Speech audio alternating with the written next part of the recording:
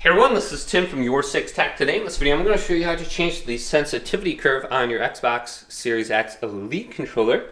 So if you're moving your thumbstick, you can change the rate in which it speeds up or slows down. And this could also be called the response rate if you're playing Call of Duty in those settings. So let's go to settings right here. Scroll on down to devices and connections. And you may want this on for specific games. It really helps. Let's go to controllers and headsets.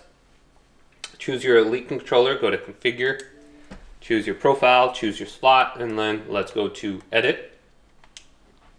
Let's choose this. And you can see I have some applied right here with all my buttons remapped. So on my thumbsticks, let's go on over to left stick or right stick. So you can see I have the instant one on right here. I have delayed, aggressive, smooth, or instant. You can look at this little rate right here.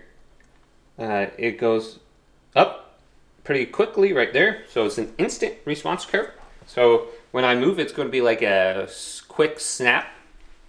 And we can do this with the aiming stick too. This one, I set it to aggressive. It's going to go up a little bit. And then it's going to kick in at a higher rate. And then it's going to level out a little bit. So this allows me to make a little bit more fine-tuned movements, and then it's going to snap in the aim. For some reason with my Elite controller, like there's so much play back and forth before my aim kicks in. It's kind of like a dead zone actually that they built in, but you can see it doesn't move when I move my controller right away. So it's similar to a dead zone, but you can change the response rate right here.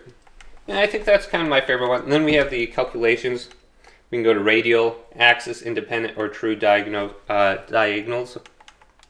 You can just look at these and test these out in the game, see if you like any of these. So for some reason I went to this one, true diagonals. But you can try them out. You can customize how you aim. But hopefully this video did indeed help you out. Leave it a big thumbs up and subscribe to my channel down below for more tech videos coming up next on Your 6 Tech.